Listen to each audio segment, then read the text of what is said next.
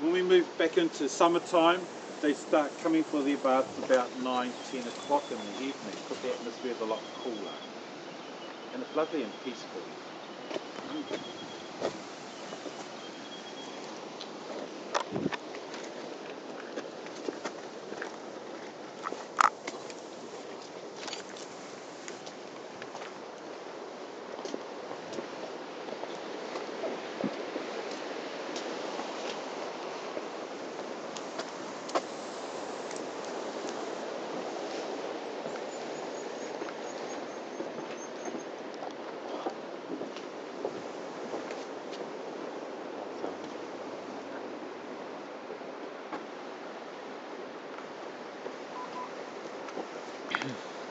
I'm at HQ, when you're at the lookout point, can you tell the boys to start pedalling?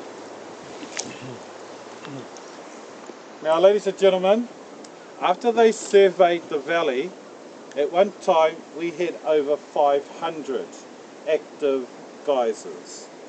The cooking pool was once an active geyser. The mini pools you just seen as you came up here, folks, they were all once active geysers. Now, up on the geyser terrace there, we do have 3 active geysers. When the steam and the water start rising from the front of the geyser terrace, closest to the bridge, that geyser we call Kereru, a name of a bird, wood pigeon. Now, on top of the geyser terrace, folks, is the location of 2 active geysers. One of them is playing right now.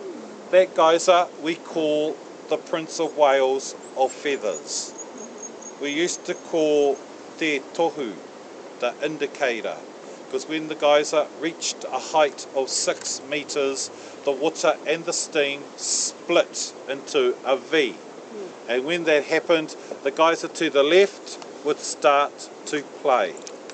But after the 1927 royal visits to the village, they likened the split to the feathers on the coat of arms of the Prince of Wales. And that's how the geyser got its name change. Now to the left of the Prince of Wales of Feathers, when that geyser starts to play, our famous geyser Puhutu, the big splash. And when Puhutu goes to full eruption, it can reach a height of 30 meters. Now the geysers used to erupt every 1 hour to 1 hour and a half. For the past 9 years, they've been active since the eruption on Mount Etna. Now Mount Etna, located in Sicily, is sitting on the Arabian Belt. It connects to the Pacific Belt, exiting at the Philippines. New Zealand, the plug hole of the Pacific Belt, which is White Island. So whenever there's movement in the tectonic plate, earthquakes, volcanic eruptions, we get the signs. Since Mount Etna's eruption, the geysers have been active.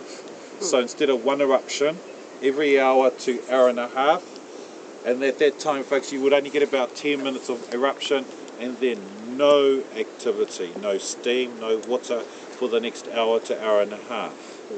Where now we get up to 4, 5 eruptions within the hour. Now as you take a look down the valley, we are standing on the fault line running through the valley. Now to get coming all the way from White Island through the valley to Lake Taupo, known as the Volcanic Plateau. Now to get a perspective of how wide the fault line is, to your right where the hotel is located, that's one edge of the fault line, extending across the valley here towards the forestry. And we're standing on top of it. So if White Island went boom, it will send a chain reaction coming through the valley. If you see me running, follow. Don't stand there and go, oh, hey, look at that geyser. Where's the guy? I'll be on the bridge. Now, we're going to be passing our most active pool, Koro Tio Tio, grumpy old man, because this pool is above boiling point, 120 plus. Good for anybody who suffers from allergies, sinuses, hay fever, because of the intensity of the heat and the steam. When inhaling it, it clears the nasal passages. At the same time, have a facial. Why do you think I look so young for 75? Because we get facials each time we go out on tour. And he steams up glasses and camera lenses. Now he is simmering, he's not boiling. The pool is in direct line with the geysers. Now here we go, folks. Here is the other plant I was talking about, Leptospermia scorparium, the manuka tree. And all you need to do, folks, is just pull off the leaves, squeeze them between your fingers. Not only does it release the oil, it releases a scent. So there you go. This one with the broader leaves, that's the kanuka. That one has no scent. It's the ones with the smaller leaves. And it's a hardy plant, folks. Look, it grows everywhere.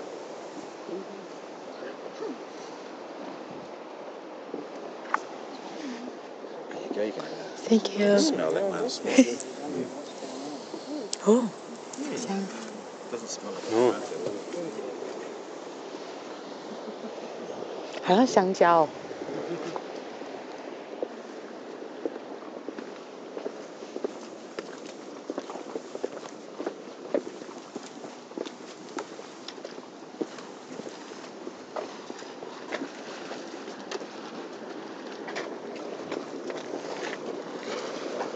Just breathe through the nostrils. 哎，热水。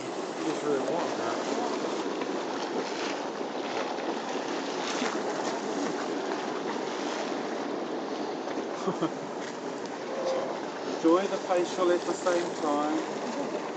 哦，好像看不到路了。 Now with this pool, drop the poultry, the game birds like the turkey, the duck, the pheasants in, out. Easier to remove the feathers. Anybody who makes boiled desserts, wonderful pool to cook from. To cook a 5 kilogram of rice, 5 minutes.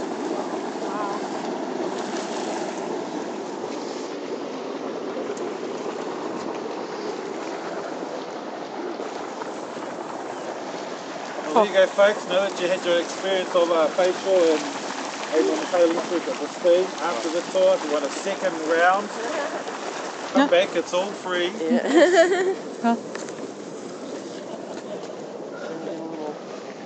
Shower after.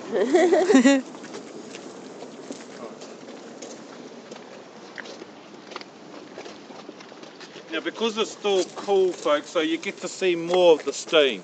When summer rolls back around, we get to see less of the steam, but the intensity of the heat is still the same.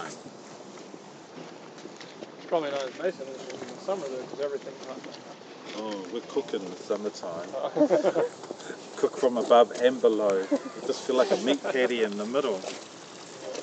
Now, we've never had incidents of anybody falling into the pools, even right back to when my grandparents were children, and they didn't have the barriers.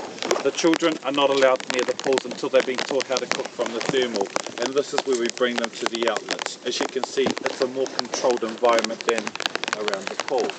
So from the ages of 7 is when we start teaching them how to utilise the thermal.